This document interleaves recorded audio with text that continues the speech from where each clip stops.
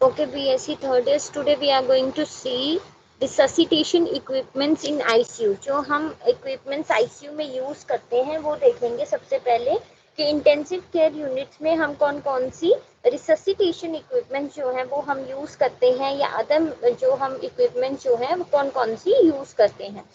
सो intensive care unit equipment includes जिससे हम patient monitoring करते हैं, रेस्पिरेटरी कार्डियक सपोर्ट पेशेंट को देते हैं, बिकॉज तुम्हें पता है कि आईसीयू सीसीयू में वही पेशेंट होते हैं दोज आर क्रॉनिकली इल, जो बहुत ज्यादा क्रॉनिकली इल होते हैं या जिनको कोई भी लाइफ थ्रेटनिंग डिजीज कंडीशन हुआ होता है।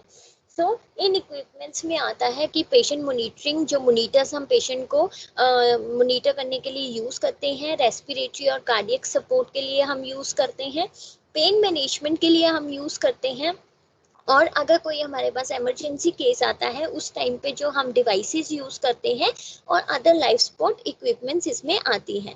दे are design to care for patients who are seriously injured, have a critical or life threatening illness or have undergone a major surgical procedure thereby requiring 24-hour care and monitoring. So these devices are mainly designed to care for the patient who are seriously injured or who are chronically ill, जिनको कोई भी critical या फिर कोई भी life threatening disease condition या फिर illness होती है, या फिर वो लोग जिनको कोई भी बहुत ज्यादा मेजर सर्जिकल प्रोसीजर्स उनके हुए होते हैं, उन लोगों के लिए हम जो ये रिससिटेशन इक्विपमेंट्स हैं वो हम आईसीयू में यूज करते हैं। तो किन पेशेंट के लिए? Those who are seriously injured, जैसे कि कोई भी रोड एक्सीडेंट्स आते हैं, सुसाइडल केसेस आते हैं, या फिर जो लोग बहुत ज्यादा क्रिटिकल हैं किसी भी डिजीज कंडीशन की वजह से, लाइफ थ्रेटनिंग डिजीज कंडीशन हो गया है, अनकंट्रोल्ड है उनके लिए, और जो लोग जिनका कोई भी बहुत बड़ा मेजर सर्जिकल प्रोसीजर हुआ है, जैसे कि मान लो किसी का कोई भी किडनी ट्रांसप्लांट हुआ है या कोई ट्रांसप्लांटेशन हुआ है, पेशेंट डायलिसिस भी है, या और भी बहुत सारे प्रोसीजर्स, अगर कोई भी उसका प्रोसीजर हुआ है, and for those who are requiring 24-hour care, जिनको 24 आवर के लिए केयर की जरूरत होती है और उनको मॉनिटर करने के लिए की जरूरत होती है, उनके लिए we will use resuscitation devices. There are mainly three types of devices. First is patient monitoring devices, second is life support and emergency resuscitation devices, and third one is the diagnostic devices. So three types of devices we have used in intensive care unit. So first is patient monitoring devices, जिससे हम patient को monitor करते हैं।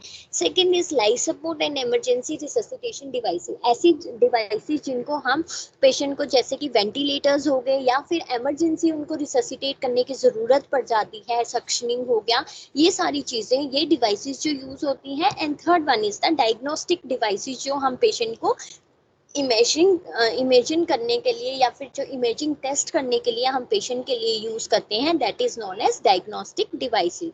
सो patient monitoring devices में there are so many devices. So first is arterial line.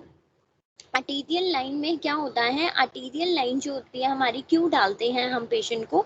Arterial line insertion जो करते हैं, it is usually mainly और inserted in the radial artery. हमारी जो रिस्ट की रेडियल आर्टरी होती है, हम उसमें आर्टीरियल लाइन डालते हैं, और कई बार इसको हम क्या करते हैं, ब्रेकियल आर्टरी में भी डाल सकते हैं जो हमारी एल्बो में हो, because some time what happens in the patient, the radial artery is not prominent in the wrist, so what we will do, we will go for the brachial artery in the elbow।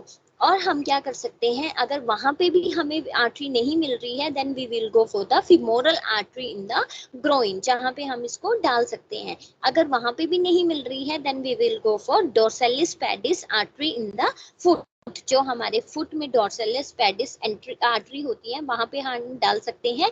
और अगर wrist के पास, wrist में हमारे पास एक और option होता है, that is ulnar artery in the wrist. अगर नहीं, वहां पे भी नहीं मिल रहा है, तो हम अल्नर आर्टरी में भी हम डाल सकते हैं। ठीक है। देन आर्टीरियल लाइन हम डालते क्यों हैं, क्या उसका यूज है? मेनली हम क्रिटिकल केयर पेशेंट्स के लिए we will do arterial lines और arterial catheterization for the patient. ये मेनली हमें क्या करता है, हम इससे ब्लड को इजीली ड्रॉ कर सकते हैं। अगर हमें पेशेंट के ब्लड सैंपल्स लेने हैं तो हम इजीली ब्लड ड्रॉ कर सकते हैं, वहां से इजीली ब्लड टेस्ट हम करवा सकते हैं।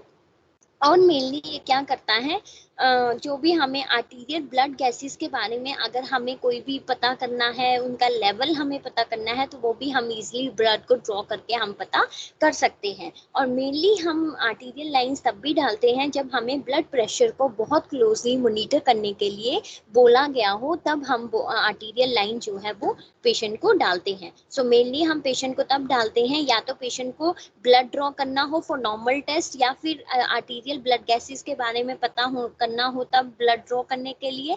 और पेशेंट को अगर हम ब्लड प्रेशर जो है उसको क्लोज मॉनिटरिंग अगर पेशेंट को करनी होगी तब हम कर सकते हैं। आर्टीरियल लाइन की कॉम्प्लिकेशंस क्या क्या हो सकती हैं? So complications of arterial lines are first is the haemorrhage. Haemorrhage होने के चांसेस रहते हैं, लोकल कैथेटराइज साइट इन्फेक्शन होने के चांसेस रहते हैं, देन इन्फेक्शन होने के चांसेस रहते हैं, एयर एम्ब्यूलाई होने के चांसेस रहते हैं। एयर एम्ब्यूलाई क्या होता है? एयर एम्बोलाई और air embolism is nothing but it is known as gas embolism, जहाँ पे हमारी जो ब्लड वेसल होती हैं वो ब्लॉक हो जाती हैं। किसकी वजह से? जब हमारी किसी भी सर्कुलेटरी सिस्टम में बबल्स या फिर गैस या फिर एयर इकट्ठी हो जाती है, तो वो होने के चांसेस रहते हैं। स्किन इंटीग्रिटी के अल्टर होने के चांसेस रहते हैं, बिकॉज तुम्हें भी पता है जब हम पेशेंट को कैनुला डालते हैं, अगर हमें उसकी प्रोमिनेंट नहीं दिख रही है आर्टरीज, तो क्या होता है उसमें बार बार प्रिक करना पड़ता है, तो there may be chances of having altered skin integrity. Impaired circulation होने के चांसेस रहते हैं। इम्पेयर्ड सर्कुलेशन मतलब जो हमारी सर्कुलेशन है वो हमारी प्रॉपर नहीं होगी। इम्पेयर्ड सर्कुलेशन जहाँ पे क्या होगा? इनएडिक्वेट ब्लड फ्लो होगा। इम्पेयर्ड सर्कुलेशन को पुअर ब्लड सर्कुलेशन भी बोल सकते हैं, और मेनली ये उन पेशेंट में होता है जिनको कोई भी पेरिफेरल आर्टीरियल डिजीज पहले से हो, उनको चांसेस होते हैं कि उनको इम्पेयर्ड सर्कुलेशन हो जाए। देन आता है सेंट्रल वीनस कैथेटर और सेंट्रल आईवी कैथेटर जो हम डालते हैं। सो सेंट्रल वीनस कैथेटर क्या होता है? सेंट्रल वीनस कैथेटर एक थिन फ्लेक्सिबल ट्यूब होती है जिसको हम वेन में इंसर्ट करते हैं, और ये मेनली हम कॉलर बोन, यहाँ पे इमेज में तुम्हें दिख रहा होगा, मेनली जो राइट कॉलर बोन होती है वहां पे हम डालते हैं। और ये क्या होता है? मेनली जो इसका हम क्या करते हैं, वेन में इंसर्ट करते हैं, mainly below the right collar bone में हम इसको डालते हैं। मेनली ये किस लिए यूज होती है? हम जो आईवी फ्लूइड्स हम पेशेंट को देते हैं उसके लिए, ब्लड ट्रांसफ्यूजन्स के लिए वी कैन यूज, कीमोथेरेपी के लिए वी कैन यूज, और अदर ड्रग्स के लिए भी हम इसको यूज कर सकते हैं। और इसका जब हम ये कॉलर बोन में डालते हैं तो इसमें से एक थ्रेड जो होता है वो हम क्या करते हैं, लार्ज वेन में डालते हैं। कहाँ पे? हमारी right side of the heart, जिसको हम बोलते हैं सुपीरियर वेना केवा में। सुपीरियर वेना केवा में हम एक थ्रेड, गाइडेड थ्रेड होता है जिसको हम लार्ज वेन में through the right into the right side of the heart, that is known as superior vena cava में इंसर्ट करते हैं। Central venous catheter is a thin flexible tube जिसको हम वेन में इंसर्ट करते हैं just below the right collar bone, और इसमें हम क्या करते हैं, एक थ्रेड को इंसर्ट करते हैं इनटू द लार्ज वेन जो हमारे हार्ट के अबव साइड में होती है, राइट अबव साइड में, जिसको हम सुपीरियर वेना केवा बोलते हैं। और मेनली हम ये क्यों डालते हैं? ताकि हम पेशेंट को इजीली इंट्रावीनस फ्लूइड दे सकें, ब्लड ट्रांसफ्यूजन्स दे सकें, कीमोथेरेपी कर सकें, और अदर ड्रग्स के लिए भी हम ये यूज कर सकते हैं।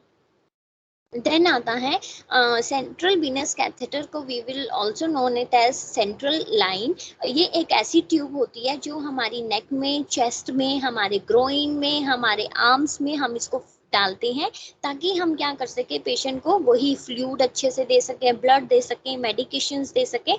और अगर हमें कोई भी मेडिकल टेस्ट अगर इमरजेंसी में भी करवाने हैं तो यहाँ से ब्लड जो है वो इजीली हमें ड्रॉ हम कर सकते हैं। तो इसीलिए हम क्या है, सेंट्रल वीनस कैथेटर पेशेंट को देते हैं। सो नर्सिस रोल क्या होता है सेंट्रल वीनस आईवी लाइंस के लिए? नर्सिस का क्या रोल होता है? नर्सिस का रोल यही है, फर्स्ट क्या है, हमें कॉम्प्लिकेशन के लिए वी हैव टू चेक, हमें जो भी हमारा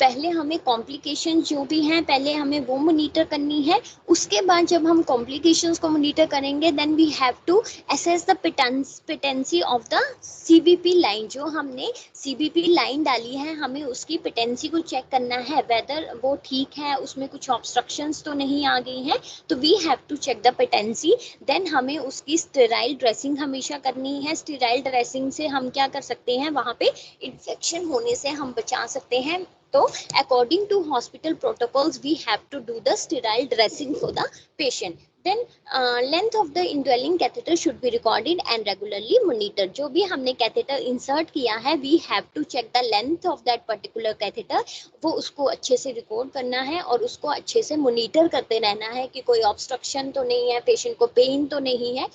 Follow strict aseptic technique when handling CBC. We have to follow the aseptic technique, क्योंकि अगर हम aseptic technique को follow नहीं करेंगे तो there may be chances of having infection. So we have to follow the strict aseptic technique while handling central venous catheter. Then next comes to bedside monitor.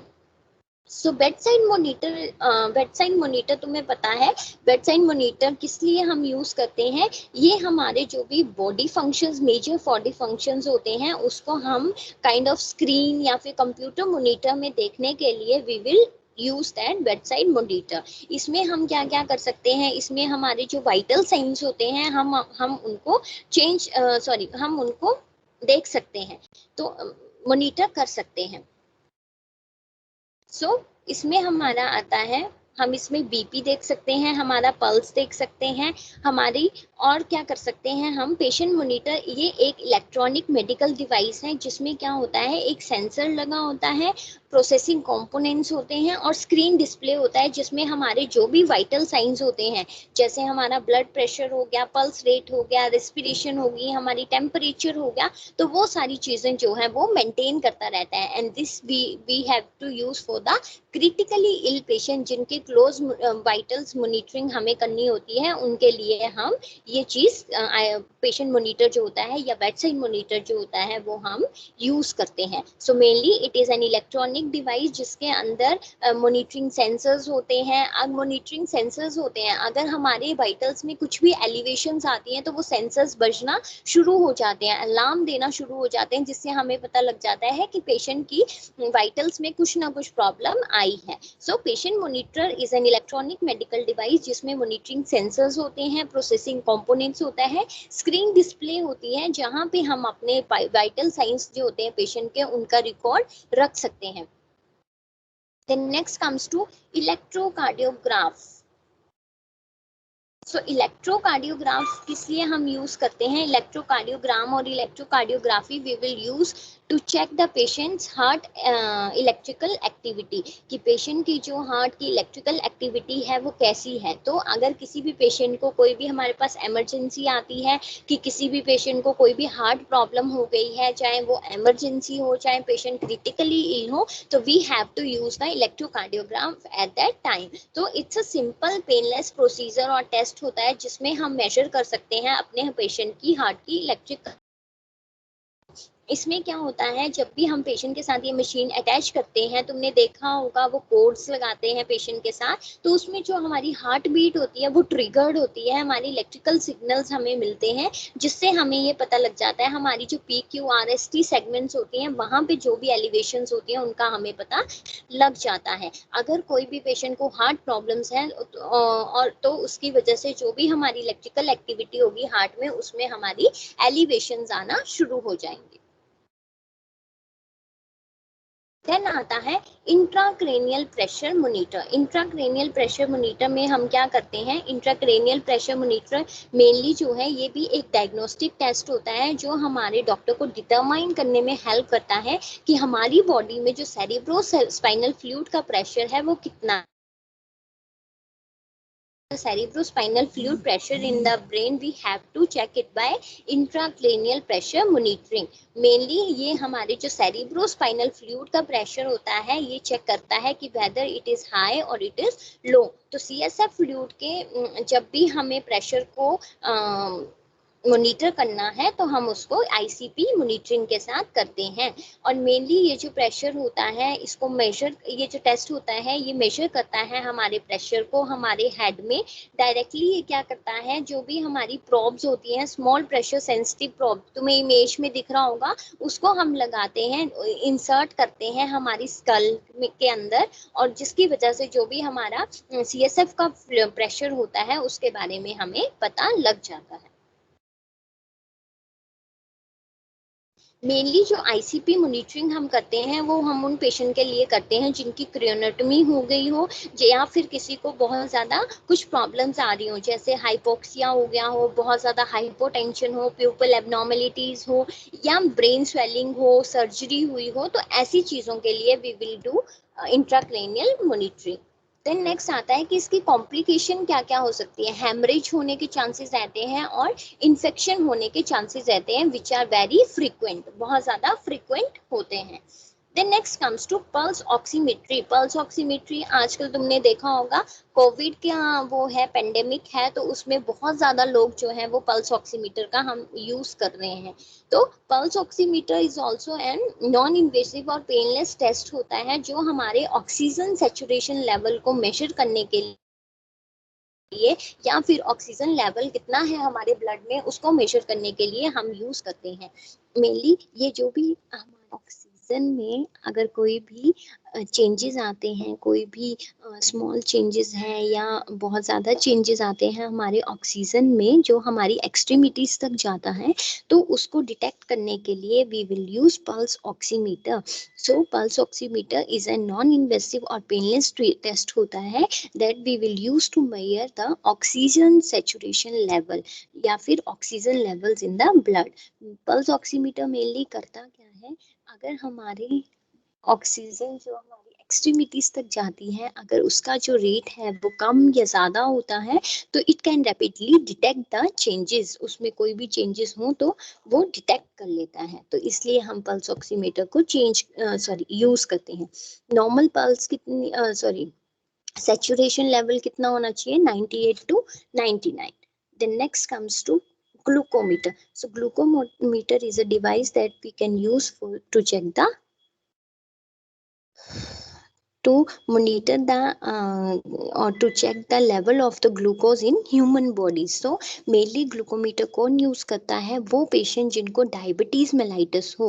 so glucose meter और glucometer are the devices that monitor the condition of the level of glucose in the patient's body। तो उनको check करने के लिए हम ये use करते हैं। ये एक पोर्टेबल इलेक्ट्रॉनिक डिवाइस है जिसके साथ क्या होता है, जब हम उसमें अपना ब्लड लगाएंगे तो वो हमें क्या है, हमारा जो शुगर लेवल होगा उसमें हमें वो शुगर लेवल शो कर देगा, चाहे हम फास्टिंग करना चाहते हैं चाहे रैंडम जो भी करना चाहते हैं। So it's a medical device that we will use to check the concentration of glucose in the blood, जिसमें हमें स्ट्रिप आती है ग्लूकोज की पेपर, जिसमें हम उनको लगाते हैं और उससे क्या होता है, जब हम उसमें अपना ब्लड लगाएंगे तो उससे हमारा जो लेवल होगा ग्लूकोज का वो उसमें हमें दिख जाएगा।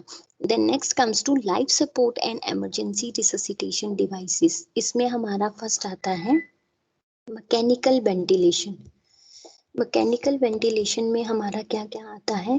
सो मैकेनिकल वेंटिलेटर्स तुम्हें दिख रहे होंगे। मैकेनिकल वेंटिलेटर एक ऐसी ट्रीटमेंट होती है जो हम पर्सन को देते हैं ताकि वो क्या हेल्प कर सके, पर्सन को ब्रीथ करने में हेल्प कर सके। जब पर्सन जो है when the person find it difficulty to breathe और unable to breathe by their own, जब पर्सन को ब्रीथ लेने में प्रॉब्लम हो रही है या फिर बहुत ज़्यादा डिफिकल्टी हो रही है या वो ब्रीथ ही नहीं कर पा रहा, then we will use mechanical ventilation treatment। so mechanical ventilation is a treatment that help the person to breathe when they find it difficult to breathe or unable to breathe by their own। Mechanical ventilator करता क्या है, it will push air flow into the patients lung. ये क्या करता है, हमारे air flow को push करता है हमारे लंग्स में, ताकि उससे क्या हो सके, जो पर्सन है वो ब्रीथ करने में उसमें हेल्प हो जाए। मैकेनिकल वेंटिलेटर क्या करता है, पुश करता है, जैसे हमारा एयर और ऑक्सीजन का मिक्सचर जो होता है उसको पुश करता है पेशेंट के लंग्स में, ताकि उसको इजीली जो ऑक्सीजन है वो मिल सके। और ये क्या करता है, ये जो वेंटिलेटर होता है कुछ टाइम तक ये क्या करता है, हमारे लो प्रेशर को होल्ड करके रखता है, जिसको हम कहते हैं, तुमने सुना होगा, peak positive and expiratory pressure, जिसकी वजह से क्या होगा, हमारे जो लंग्स होते हैं वो कोलैप्स होने से बच जाते हैं। ठीक है, तो mechanical ventilation is a treatment to help the person breathe, जब वो पर्सन को if it find it difficult और unable to breathe by their own. Mechanical ventilation क्या करता है, ये क्या करता है, एयर फ्लो को पुश करता है, जिसकी वजह से पेशेंट के लंग्स तक वो जाता है और वो ब्रीथ करने में एबल हो जाते हैं। It's a mixture of air and oxygen, जो पेशेंट के लंग्स तक जाती है, उनको ऑक्सीजन पहुंच जाती है हमारी पूरी बॉडी में। Then next comes to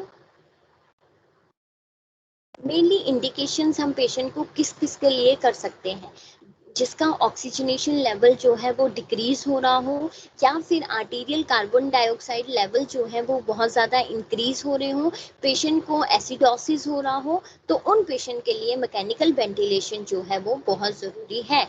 जैसे कि थोरेसिक या फिर एब्डोमिनल सर्जरी हुई है, ड्रग ओवरडोज किया है पेशेंट ने, न्यूरोमस्कुलर डिसऑर्डर्स हैं पेशेंट को, इनहलेशन इंजरी है पेशेंट को, सीओपीडी है, मल्टीपल ट्रॉमा है, शॉक है पेशेंट को, या फिर मल्टी सिस्टम फेलियर हो गया है, कोमा। अगर ये सारी कंडीशंस हमारे पेशेंट को है तो we have to use the mechanical ventilator for that patient. पहले तो सबसे पहले अगर ऑक्सीजनेशन लेवल बहुत ज़्यादा डिक्रीज है, या फिर आर्टीरियल कार्बन डाइऑक्साइड का जो लेवल है वो बहुत ज़्यादा इंक्रीज हो गया है, या पेशेंट को बहुत टाइम से एसिडोसिस है, तो कि पेशेंट को क्या है, मैकेनिकल वेंटिलेटर्स की जरूरत पड़ी है। या फिर कुछ और कंडीशन, जैसे कि थोरेसिक या एब्डोमिनल सर्जरी हुई है, ड्रग ओवरडोज किया है, न्यूरोमस्कुलर डिसऑर्डर्स हैं, पेशेंट को इनहलेशन इंजरी है, सीओपीडी हुआ है, बहुत ज़्यादा क्रॉनिक स्टेज में हो गया है, शॉक हुआ है, उसके मल्टी सिस्टम ऑर्गन जो है वो फेल हो गए हैं, या फिर पेशेंट कोमा में है, तो हमें यूज पड़ती है हमारे मैकेनिकल वेंटिलेटर की। Then classification of ventilators, two general categories are negative pressure and positive pressure ventilators. So हमारे पास दो टाइप के वेंटिलेटर्स आते हैं। जब हम वेंटिलेटर की बात करते हैं तो इसमें आते हैं नेगेटिव प्रेशर वेंटिलेटर और positive pressure ventilator. So negative होता है, it's a type of a mechanical ventilator जो क्या करता है, स्टिमुलेट करता है ब्रीदिंग को by applying an negative air pressure to the body. ये क्या करता है, हमारी जो हमारी ब्रीदिंग होती है उसको स्टिमुलेट करता है बाय कैसे, हमारी बॉडी में नेगेटिव एयर प्रेशर को अप्लाई करके, जिसकी वजह से क्या होता है, हमारी जो चेस्ट कैविटी है उसको ये एक्सपेंड और कॉन्ट्रैक्ट करके हमारी बॉडी को काइंड ऑफ ब्रीथ प्रोवाइड करता है। So negative pressure ventilator is nothing but it will stimulate the ill person's breathing. ये क्या करता है, स्टिमुलेट करता है ब्रीदिंग को, कैसे, हमारी जो चेस्ट होती है उसको कॉन्ट्रैक्ट करके, एक्सपैंड करके, और नेगेटिव प्रेशर को अप्लाई करके हमारी बॉडी में ये ब्रीदिंग को स्टिमुलेट करता है। इसको कहते हैं negative pressure ventilator. Then next comes to positive pressure ventilation. Positive pressure ventilation क्या होता है, एयरवे प्रेशर जो है वो पेशेंट के एयरवे तक क्या होता है, अप्लाई करते हैं थ्रू अ एंडोट्रैकियल और ट्रैकियोस्टोमी ट्यूब। मेनली हम पॉजिटिव प्रेशर वेंटिलेटर्स पे ही पेशेंट को रखते हैं, जिसमें क्या होता है, एयरवे प्रेशर को अप्लाई करते हैं to the patients airway through by the insertion of endotracheal और ट्रैकियोस्टोमी ट्यूब। उसमें क्या होता है, पॉजिटिव नेचर जो होती है हमारे प्रेशर की, वो क्या करती है, हमारी गैस को फ्लो करती है हमारे लंग्स में, जब तक हमारा जो वेंटिलेटर है वो उसकी ब्रीथ को टर्मिनेट ना करते। तो वो क्या करता है, by applying the positive pressure क्या करता है, हमारे गैस को फ्लो करता है हमारी लंग्स से, जिसकी ब्रीथ करने में एबल हो जाता है। So there are mainly two types. First is negative pressure and second one is the positive pressure ventilators. So what are the complications of mechanical ventilator? Pulmonary infections होने के chances रहते हैं। Barotrauma is trauma to the alveoli, जो हमारे lungs में एल्वियोलाइज होते हैं, जो गैसियस एक्सचेंज का काम करते हैं, उनमें ट्रॉमा इंजरी होने के चांसेस रहते हैं। न्यूमोथोरैक्स होने के चांसेस रहते हैं।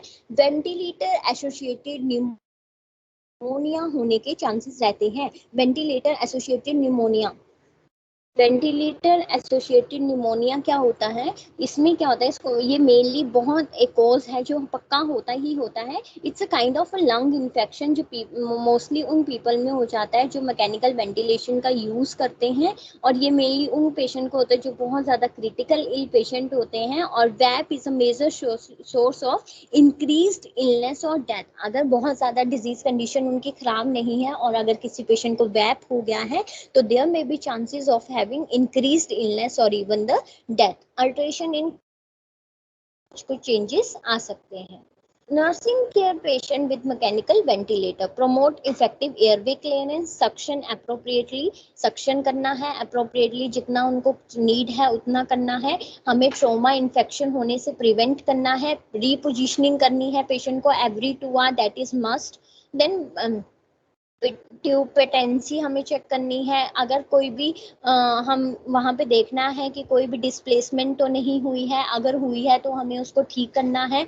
Oral care 2 to 3 times per day we have to give to the patient. और रेस्पिरेटरी, कार्डियोवैस्कुलर और न्यूरोलॉजिकल सिस्टम को we have to assess after every 1 hour we have to assess.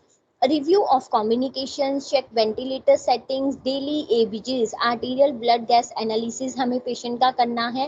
Pen को assess करना है, infection को prevent करना है। और अगर हमें मैकेनिकल वेंटिलेटर से कोई भी कॉम्प्लिकेशंस हो सकती हैं, अगर हुई हैं तो उनको आइडेंटिफाई करना है, अगर नहीं हुई है तो हमें उनको प्रिवेंट करना है ताकि वो पेशेंट को ना हो। Additional equipment readily accessible to the bedside. Intubation equipment को हमें अच्छे से चेक करना है। ऑक्सीजन को उनकी सप्लाई अगर प्रॉपर है तो हमें उनको अच्छे से चेक करना है। और बैटरी ऑपरेटेड जो